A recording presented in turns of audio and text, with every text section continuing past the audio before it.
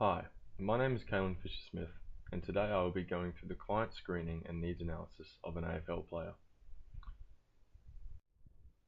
What will be covered first today is that of new client information, addressing physiological composition and physical activity status. Goals of the client and practitioner will be analysed next in terms of what wants to be achieved, before then addressing the player's pre-exercise screening process.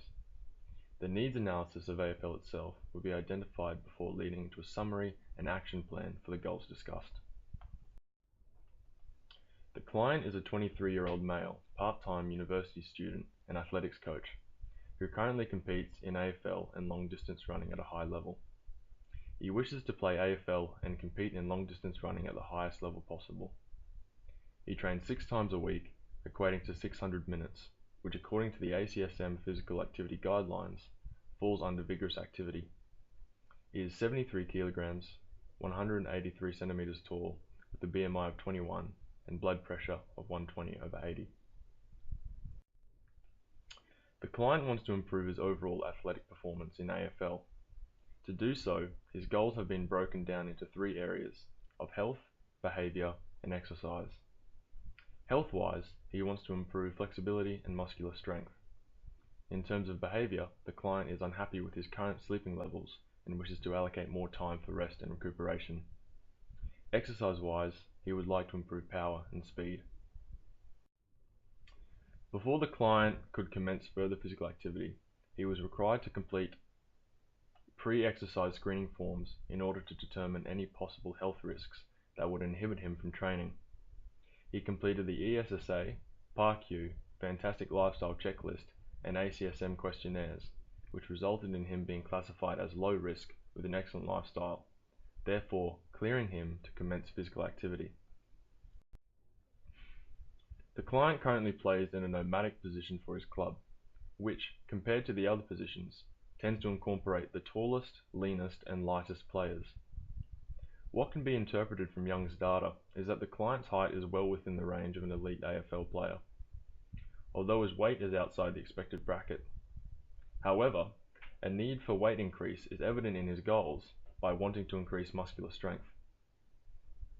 AFL is a high-intensity, intermittent team sport involving rapid changes in running speed and direction, jumping, as well as displaying proficient ball skills.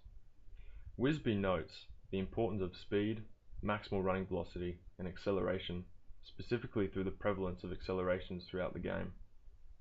And as AFL is such a multi-directional, contact, high-intensity game, Gray brings to light the necessity for high levels of upper and lower body strength and power. According to the studies put forth by Gray, Wisby and Young, mean heart rate, total distance covered, and VO2 max are all higher in nomadic players, which leads to the conclusion that nomadic players have greater physical demands than any other position. Although they are on the field for a shorter amount of time, they cover 3.4% more total distance, have a larger exertion rate, and spend more time running at higher velocities. The most prevalent injuries, according to Orchard, are that of the hamstrings, groin, hip, and ACL. This is evident in the client's medical history, with the player straining his hamstring in February of 2015 whilst playing AFL. In summary, the 23-year-old client, currently competing at high levels of both AFL and long distance running, would like to improve his overall athletic performance in AFL. He was cleared by the pre-screening questionnaires to commence physical activity as he was classified as low risk. He would like to improve flexibility and strength, sleep and recuperation time, as well as power and speed. Before the client can initiate working towards his goals, a baseline level of the fitness areas indicated in his goals must be recorded in order to have something to compare to once he has completed his journey. To record flexibility, Keogh suggests a sit and reach test will suffice for AFL players, and a 3-rep max for leg press, bench press, and chin-ups is seen to be an accurate test for overall muscular strength, according to Young. To record initial amounts of time sleeping and napping, a self-report sleep diary is prescribed.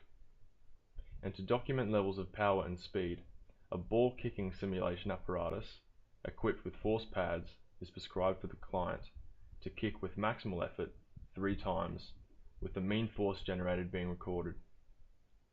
A 20-meter sprint using electronic light gates will allow for accurate acceleration data to be documented, with the mean coming from the 3 trials.